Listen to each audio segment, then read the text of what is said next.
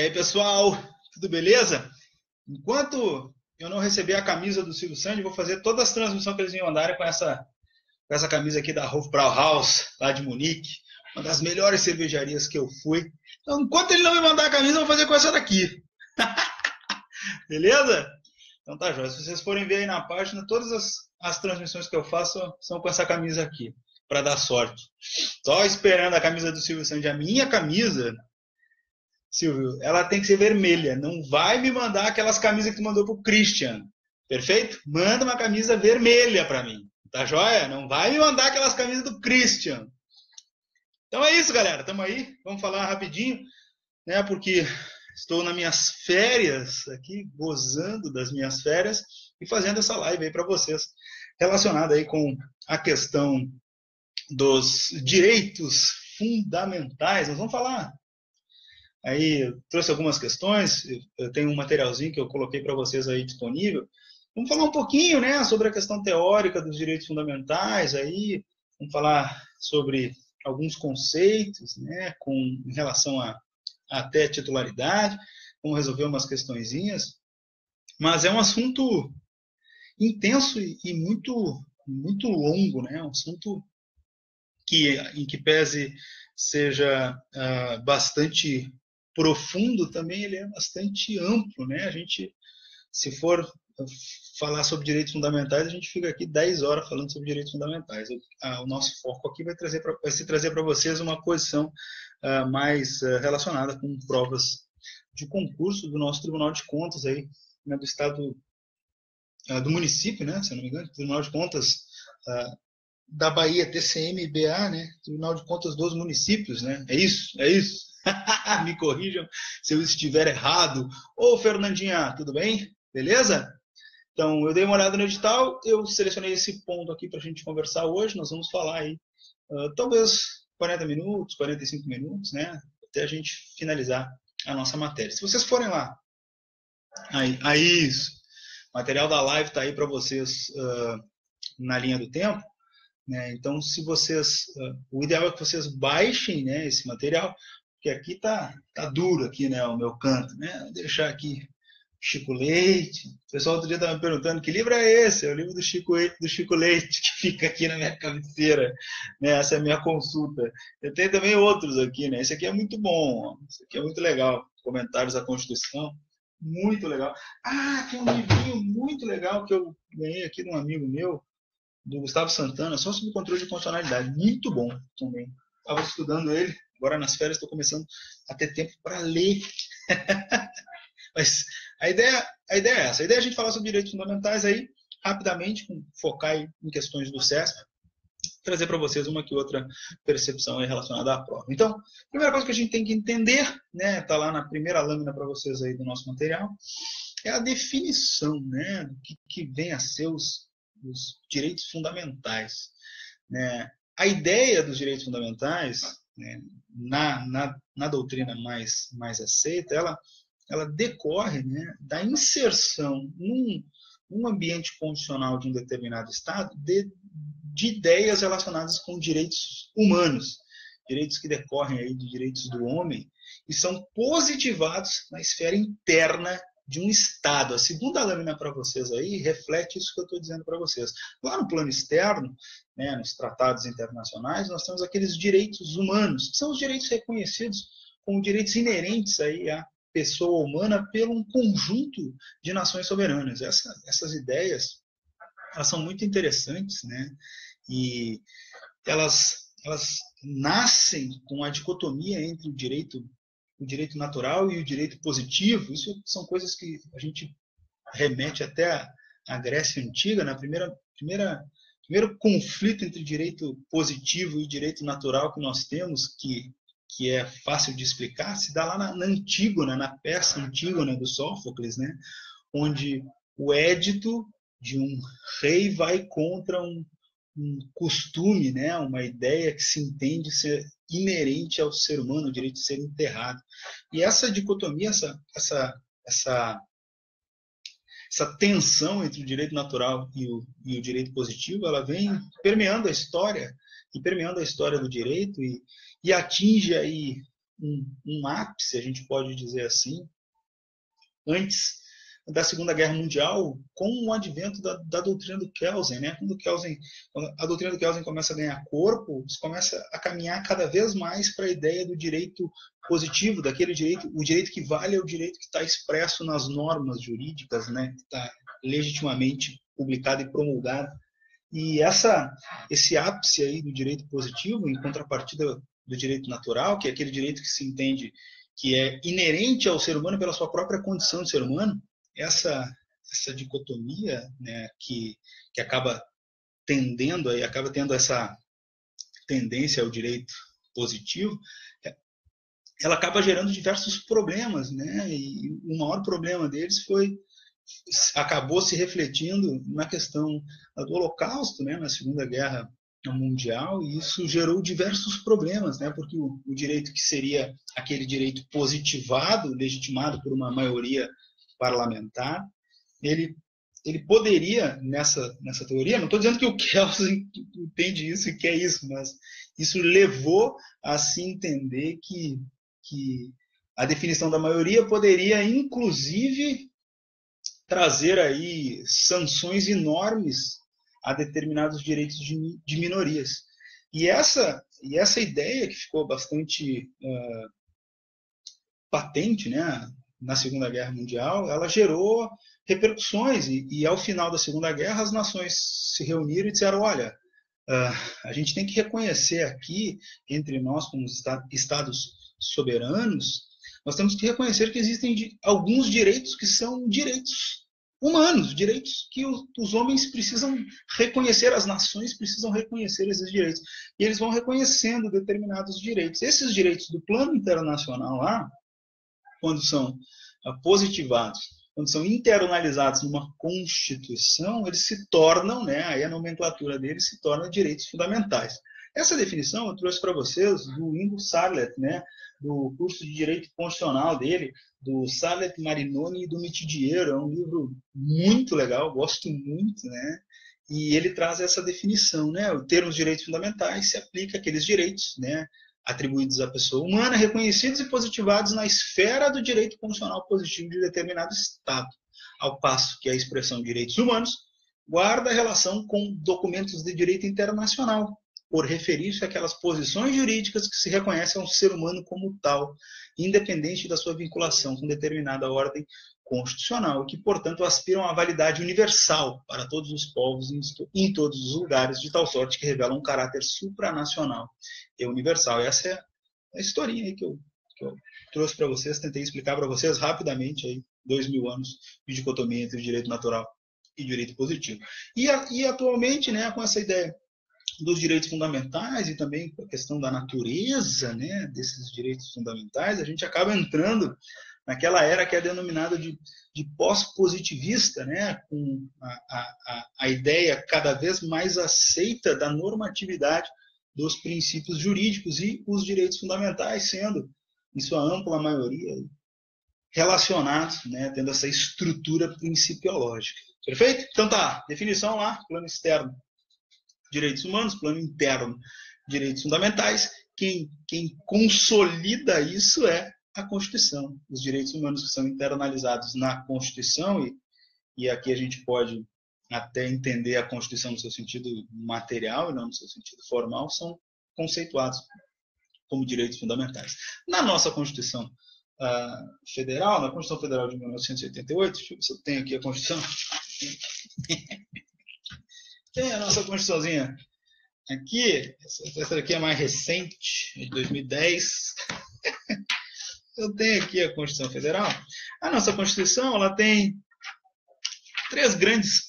A nossa Constituição formal, né, a nossa Constituição, nosso código, né, a Constituição codificada que nós temos, porque essa ideia já está cada vez mais sendo superada, essa nossa Constituição, ela possui três grandes partes, né? Ela tem um preâmbulo constitucional, ela tem um corpo constitucional e ela tem um ato de disposições constitucionais transitórias. Nessa sua organização topológica, né, de locais onde estão escritos e onde estão os dispositivos normativos aí da da nossa Constituição, ela tem lá um título específico relacionado aos direitos e garantias fundamentais, que é o título 2. Né? No título 1 nós temos os princípios fundamentais, e no título 2 nós temos os direitos e garantias fundamentais. No título 1 nós temos a base desses direitos e garantias fundamentais, que está lá no nosso artigo 1º, inciso 3º, a dignidade da pessoa humana, que é quem traz toda essa percepção axiológica, toda a base valorativa, né, dos direitos e garantias fundamentais, mas o título 2 é a nossa, vamos dizer assim, o catálogo dos direitos e garantias fundamentais da nossa Constituição Federal. Está lá no título 2 dos direitos e garantias fundamentais. E quando o título 2 se relaciona a direitos e garantias fundamentais, ele traz aí, está para vocês também aí no materialzinho para vocês em vermelho, e o que é vermelho é importante, está escrito aí direito e garantia. Por que está escrito direito e garantia? Porque são coisas distintas. Direito é uma coisa e garantia é outra, né? Eu trouxe aí para vocês a definição. O que é o direito? O direito é uma liberdade positiva, é algo que eu posso fazer, uma faculdade que eu tenho de agir, de fazer, de deixar de fazer. Essa é a ideia de um direito, né? Algo que me garante fazer, é algo que me dá a possibilidade de fazer algo. Quando eu tenho a possibilidade de fazer algo, é necessário que, em alguns casos, essa minha possibilidade de fazer algo seja garantida por um instrumento. E essas são as garantias fundamentais. Então, garantias são liberdades negativas, instrumentos pelos quais se assegura o exercício e o gozo dos direitos. O melhor exemplo para a gente entender aqui é o direito de locomoção. Eu tenho o direito de ir, vir, ficar, parar, né? São um direito que está previsto na Constituição Federal. E esse meu direito ele é garantido, né, por um remédio constitucional que é uma espécie de gênero de garantia fundamental, que é o habeas corpus. Então nós temos o direito, que é a liberdade positiva, liberdade de locomoção, ir, vir, ficar, parar, e a garantia deste direito, que é o habeas corpus, o remédio constitucional, que eu também estou dizendo ali para vocês, é uma espécie do gênero garantias fundamentais. Então, esse nosso catálogo de direitos e garantias fundamentais está expresso no título 2 da Constituição Federal. O título 2 da Constituição Federal vai do nosso artigo 5º ao nosso artigo 17º. Artigo 5º ao artigo 17º. Nós temos lá o título 2. Por quê? Porque se tu for olhar lá na Constituição Federal, né, quando acaba o artigo 17 dos partidos políticos, começa o título 3 da Organização dos Estados. Então, da Organização do Estado. Isso está fora do título de direito, está fora do catálogo dos direitos e garantias fundamentais. Então, título 2, direitos e garantias fundamentais, foi do artigo 5º ao artigo 17 da nossa Constituição Federal. Esse é o local, essa é a topologia que nós temos do nosso catálogo de direitos e garantias fundamentais. A questão que decorre dessa afirmativa é essa relação, ela é uma relação exaustiva ou não? Ou seja, os nossos direitos e garantias fundamentais, eles estão estruturados apenas no título 2 da Constituição Federal ou não? Essa questão é a questão que é cobrada, inclusive, muito cobrada. O CESF gosta muito de trazer essa avaliação, e a gente sabe que não, né?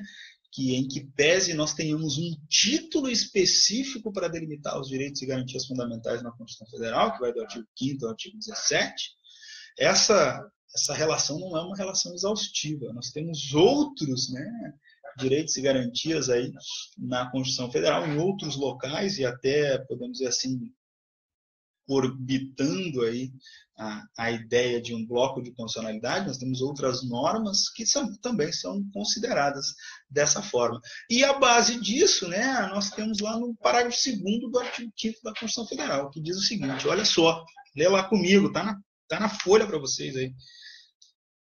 Parágrafo 2º, cadê você? Do artigo 5º.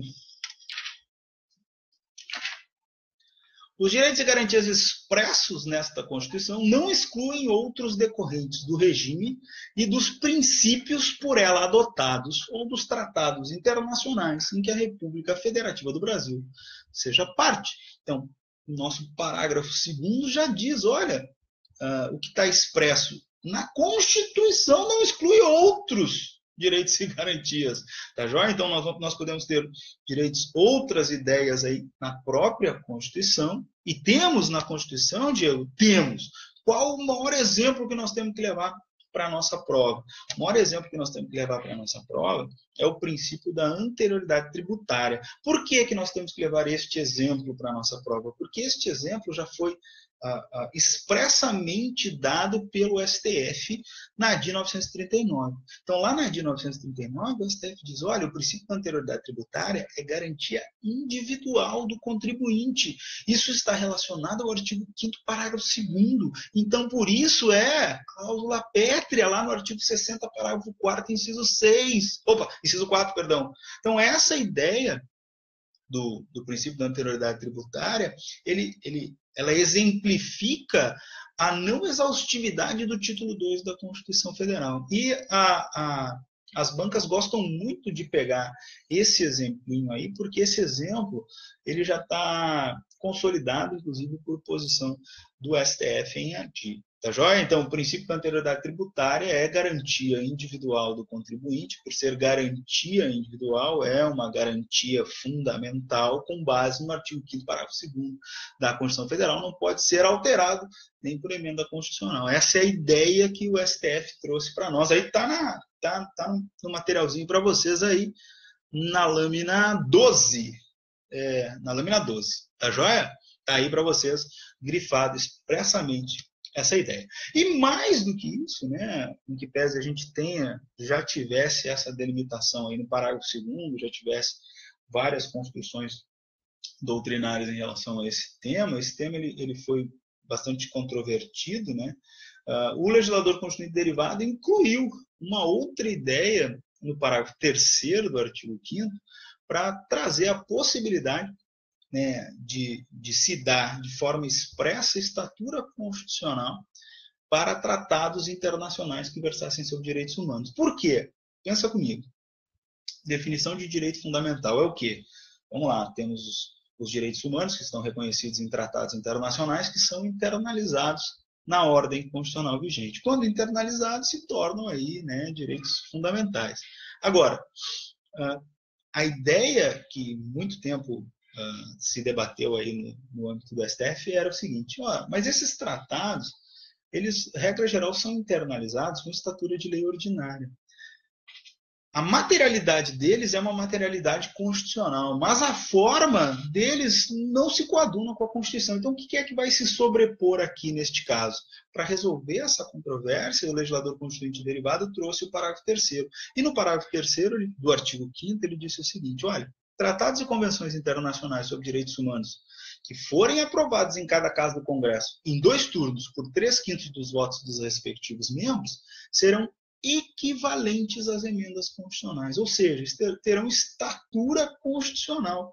Neste caso aqui a coisa muda completamente de figura, né? Então nós vamos ter aí tratados relacionados com direitos humanos que terão sim estatura constitucional. Isso é muito importante aí, esse parágrafo 3º do artigo 5º, para fins de prova, a gente tem que saber. O que tu tem que saber aí do parágrafo 3º para fins de prova? O que as bancas gostam muito? Elas gostam, né, da questão do quórum, né, de ser em 2 turnos por 3/5 dos votos dos respectivos membros, e eles gostam muito da questão de alterar a ideia, a dicção ali que fala sobre direitos humanos. Então, eles gostam de tirar a ideia dos direitos humanos e dizer tratados e convenções internacionais aprovados em cada casa do Congresso Nacional, em 2 turnos por 3/5 dos votos dos respectivos membros, serão equivalentes às emendas constitucionais. Nota bem, a ideia aqui está limitada a tratados e convenções internacionais sobre direitos humanos. Nós temos outros tratados e convenções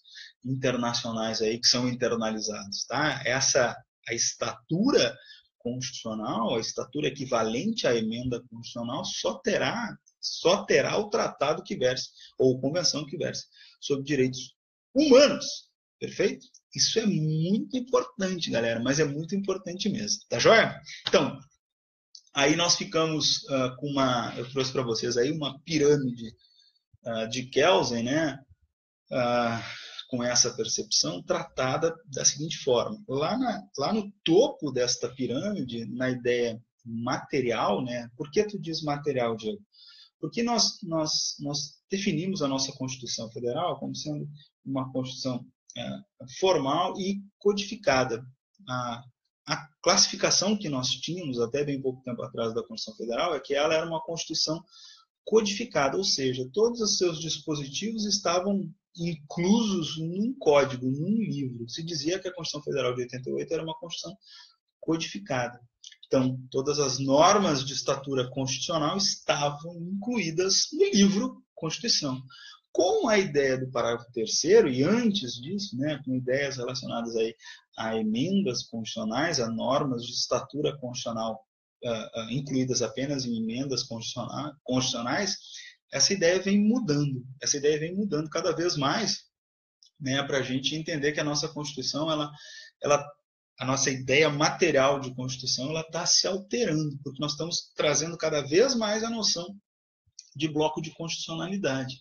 Nós estamos tendo aí normas que são aprovadas, que são internalizadas na forma do parágrafo 3º do artigo 5º, e que possuem estatura constitucional, em que pese não estejam no corpo da Constituição Federal. Nós já temos normas que foram aprovadas na forma do parágrafo 3º do artigo 5º, e por isso passaram a gozar de uma estatura constitucional, mas não estão no corpo do livrinho, não estão lá na Constituição Federal.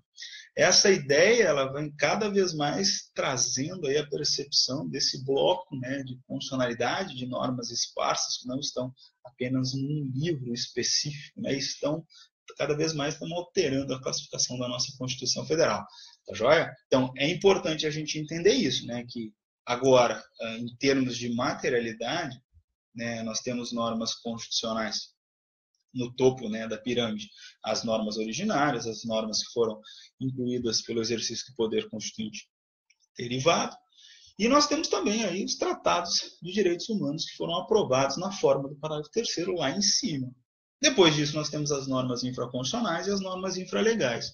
A questão que ficou e que é importante para a gente saber aí sobre esse tema é e os tratados sobre direitos humanos que foram aprovados antes da promulgação da Emenda Constitucional 45 de 2004. Que fim deram. Ô, Gustavo, cara, falei do teu livro aqui agora, ó. Acabei de falar do teu livro. Estava lendo ele, tá muito bom. O Gustavo tá aí. Beleza? Mas, voltando então. E a nossa questão é a seguinte, mas e aqueles tratados que foram aprovados antes da promulgação da Emenda Constitucional 45? Eu botei a data para vocês, isso se deu lá em 2004.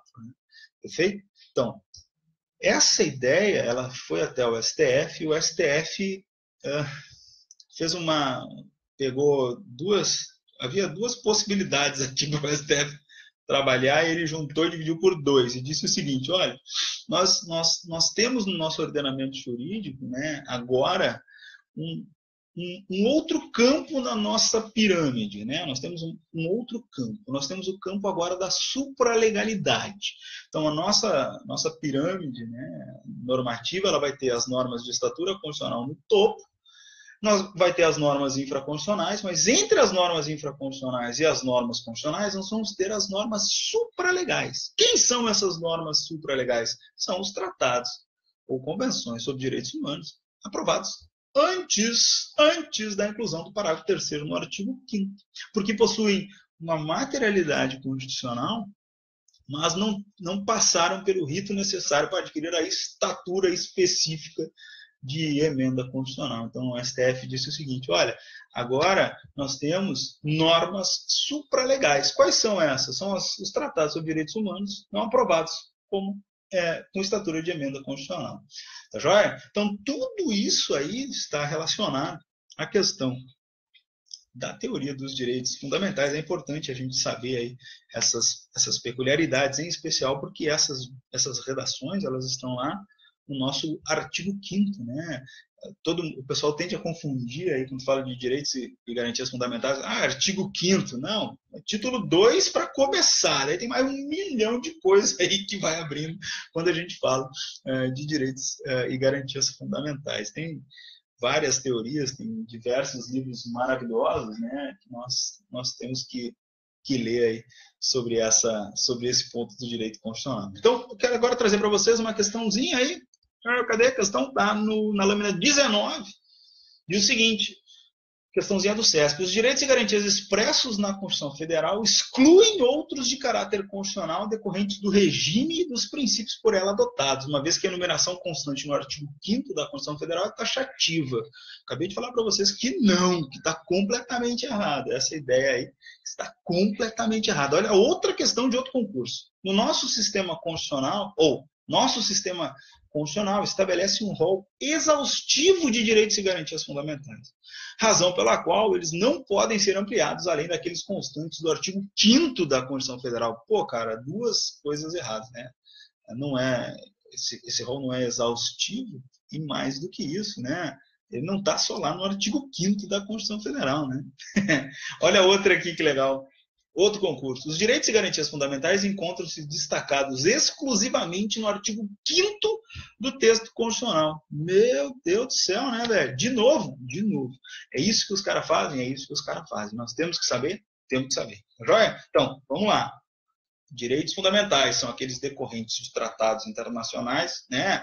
Os direitos humanos reconhecidos pelas nações aí no âmbito internacional, que são internalizados em uma determinada ordem constitucional. Na nossa Constituição Federal, em especial, estão internalizados no título 2 da Constituição, que vai do artigo 5º ao artigo 17, em que pese isso, né? Esse título 2, ele não é uma lista exaustiva dos direitos e garantias fundamentais que existem na ordem constitucional brasileira. Nós temos outros, em especial o princípio da anterioridade tributária, muito legal, está lá no artigo 153b da Constituição Federal, mas é reconhecido pelo STF como uma garantia. Nós temos também o parágrafo 2º e o parágrafo 3º que trazem essas possibilidades aí de novos direitos alçarem, inclusive, estatura constitucional. Tá joia? Partindo disso, nós temos que entender que os direitos fundamentais, eles possuem diversas classificações na doutrina, mas uma das mais importantes para fins de prova de concurso é a classificação histórica dos direitos fundamentais. O que é a classificação histórica dos direitos fundamentais? Tu já ouviu falar isso 500 vezes, né? Direitos de primeira geração, segunda geração. Mas da onde que isso nasce? Isso nasce o seguinte: os caras começam a estudar essa questão dos direitos fundamentais e eles olham para trás. Olhei para trás lá e vi quando que esse negócio apareceu, como é que isso surgiu, como é que isso nasceu. Então, esses direitos, eles no Estado moderno constitucional, eles nascem com o nascimento aí, né, das constituições modernas, a Constituição francesa e a Constituição americana, né?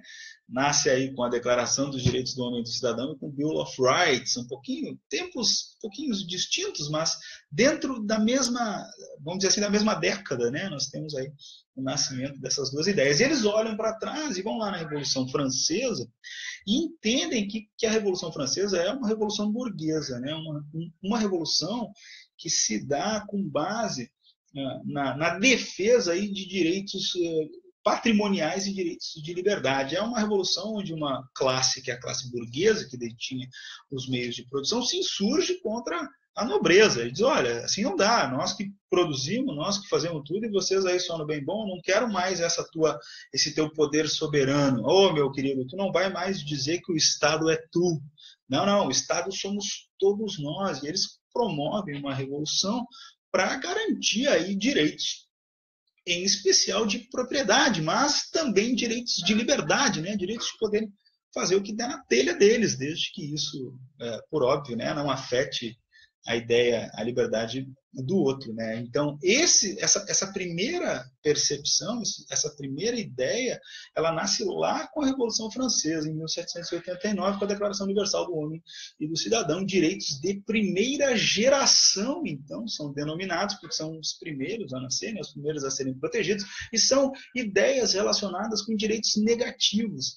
Direitos, gente, olha só, que impedem que o Estado interfira no âmbito individual aí do cidadão.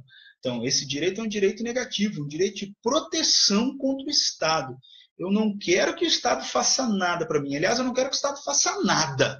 Eu quero que o Estado me deixa fazer, me deixa passar, me deixa fazer. É isso que se quer lá na Revolução Francesa. Eu não quero que tu te meta na minha vida, Estado. Eu não quero que tu interfira no meu ir e vir. Eu não quero que tu interfira no meu direito de fazer negócio. Eu não quero que tu faça nada. Eu quero, inclusive, que o Estado garanta esse meu direito por meio de um direito negativo de proteção contra o Estado, e por isso denominado de primeira geração. Tá? Essa classificação histórica está mais relacionada com esse termo, com essa classificação, que leva em consideração as gerações de direitos. Por quê? Porque quando nasce, eu já estou há meia hora falando aqui, meu Deus, quando nasce, e agora eu vou começar a falar mais sobre essa ideia, quando nasce essa percepção de Estado liberal, ela nasce, por óbvio, né? Ela flui aí no âmbito da burguesia e ela garante essas ideias que a burguesia queria que fossem garantidas, direitos de liberdade, né? Direitos de propriedade. Mas quando se conforma um Estado que protege só isso, começam a acontecer aí determinadas situações, começam a transparecer diversas aí disparidades sociais, porque nesse Estado só vai ser efetivamente livre aquele que tem capital, aquele que tem dinheiro, porque se o Estado não te dá nada e tu nasce sem nada, tu vai ter que trabalhar das 5 da manhã às 9 da noite, inclusive com 10 anos, com 8 anos, que é o que as coisas que foram acontecendo no nascimento do Estado moderno, porque o Estado só garante liberdade. O Estado dizia, olha aqui, querido, tu é livre para fazer o que tu quiser. Tudo bem, mas eu nasci abastado. A minha família tinha todo o dinheiro dela aplicado, eu vivia de rendimentos do governo e fazia o que eu queria. Fazia uma fábrica, queria viajar, viajava. Agora, aquele indivíduo que nasce sem nada, ele não tem direito a nada. Ele só tem direito a fazer o que ele quiser. O que ele pode fazer? Ele precisa trabalhar das 5 da manhã às 9 da noite para comer. E os filhos dele também. E essa ideia essas ideias elas foram gerando tensões sociais. E essas tensões sociais acarretaram aí, né, porque na ideia de algumas alterações na teoria econômica, né, na Revolução Russa, acabou surgindo aí os manifestos de Marx e Engels, porque se olhava a realidade e se via, olha, o Estado a garantir só a liberdade, no fundo não garante liberdade, porque a minha liberdade não é garantida. A ideia, para se realizar plenamente a ideia da liberdade, a gente precisa realizar em alguma medida a questão da igualdade, porque se eu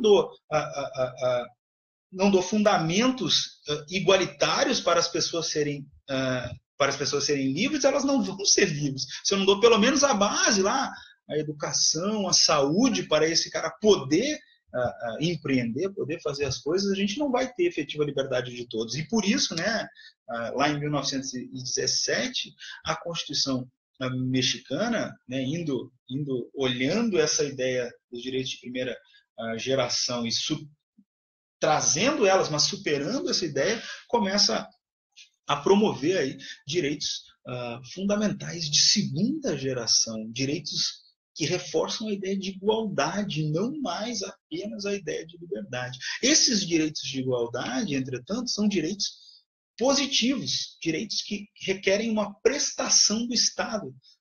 Eles partem do pressuposto que o Estado tem que agir em prol do cidadão, e por isso são considerados, né, veja aí, na linha do tempo, de segunda geração.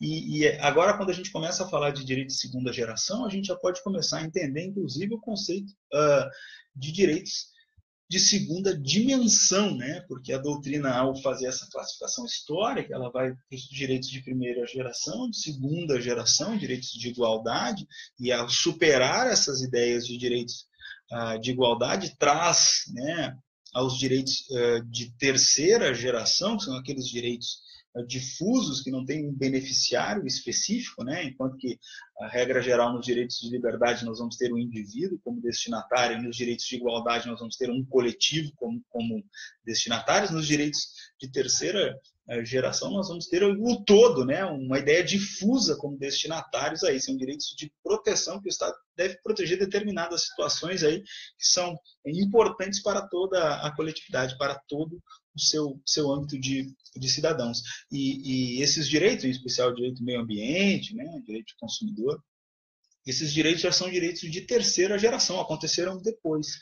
Mas essa classificação histórica, quando a gente começa a trabalhar um pouco mais a fundo com ela, a gente começa a ver que o advento dos direitos de segunda geração e de terceira geração, eles não acabaram com os direitos anteriores, né? Nós continuamos tendo direitos de primeira geração com o advento de direitos de segunda geração.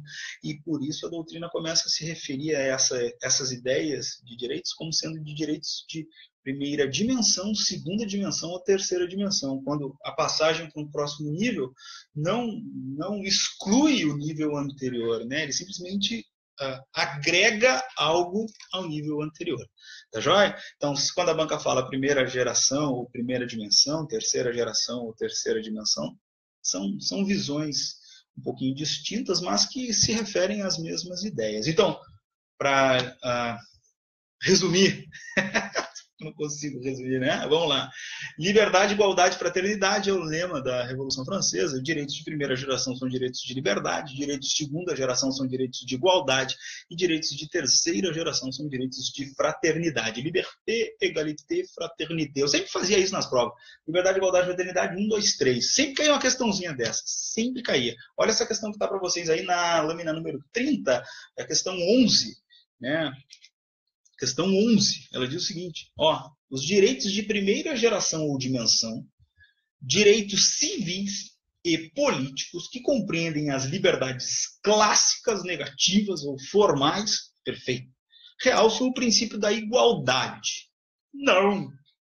Não, primeira geração não realça o princípio da igualdade, realça o princípio da liberdade, realça ideias de liberdade. Então essa assertiva aqui, ela está muito legal, muito bonita, mas ele trocou as bolas. E lá, quando ele vai citar os direitos de segunda geração, direitos econômicos, sociais e culturais, que se identificam com liberdades positivas, reais ou concretas, acentuam o princípio da liberdade. Ele troca os dois conceitos na assertiva, mas em que pese aí, se a gente for organizar, essa assertiva aí deve ter sido retirada de alguma obra doutrinária, porque o conceito está bem estruturado, só que o César foi lá e alterou as duas ideias.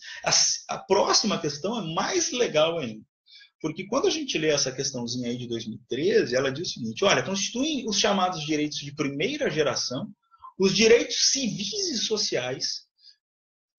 Quem lê rápido essa parada aqui passa batido.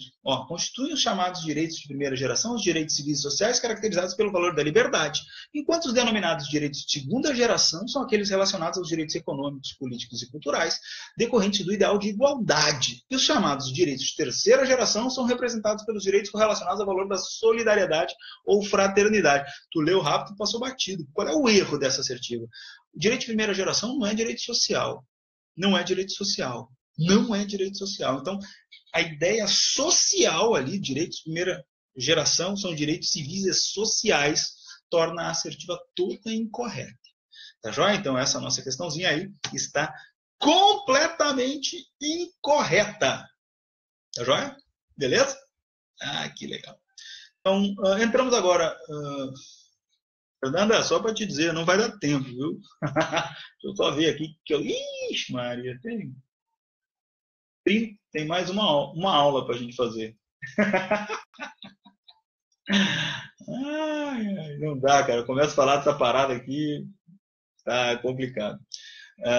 O que nós vamos fazer aqui? Já estamos há 40 minutos falando. Vou fechar rapidamente aqui as características dos direitos fundamentais. Vou falar rapidamente sobre as características dos direitos fundamentais, em especial sobre a questão da relatividade.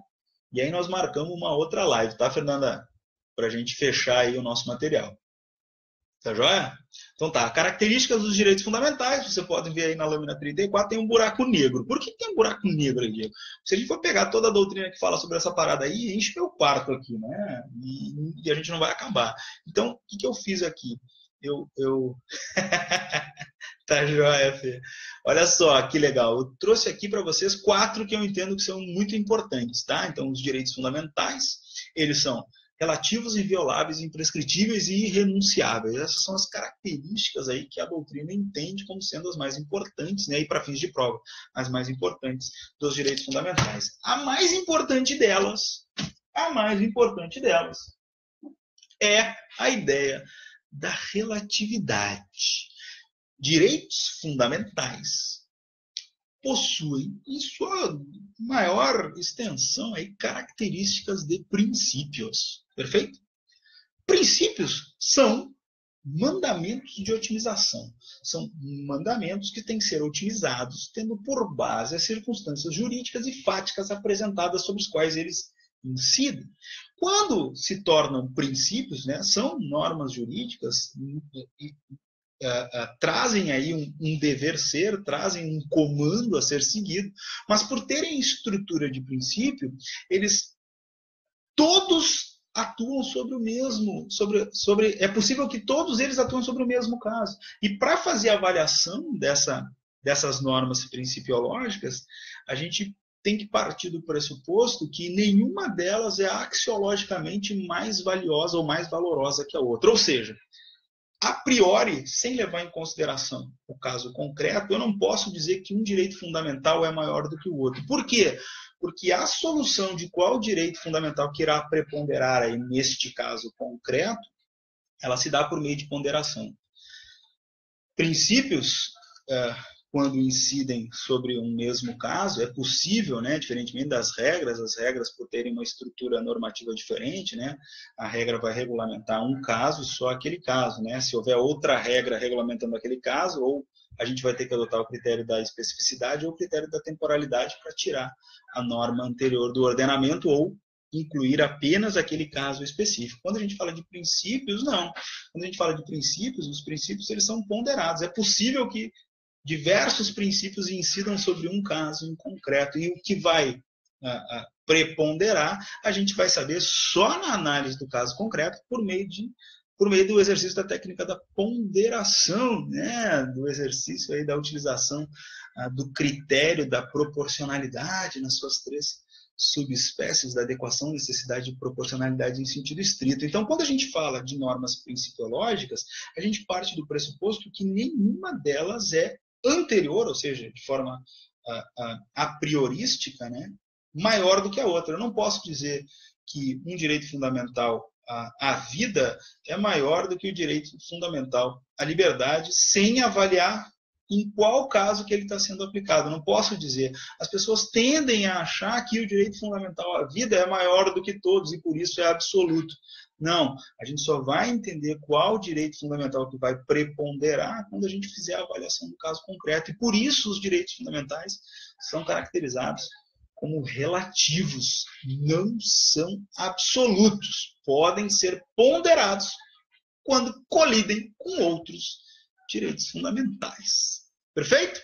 Não entendi nada. A próxima vez eu tento explicar um pouquinho melhor essa parada, porque realmente é complexo, né? Isso decorre da teoria do professor Alex, né? A teoria dos direitos fundamentais, um livro traduzido pelo Virgílio Afonso da Silva, um dos melhores.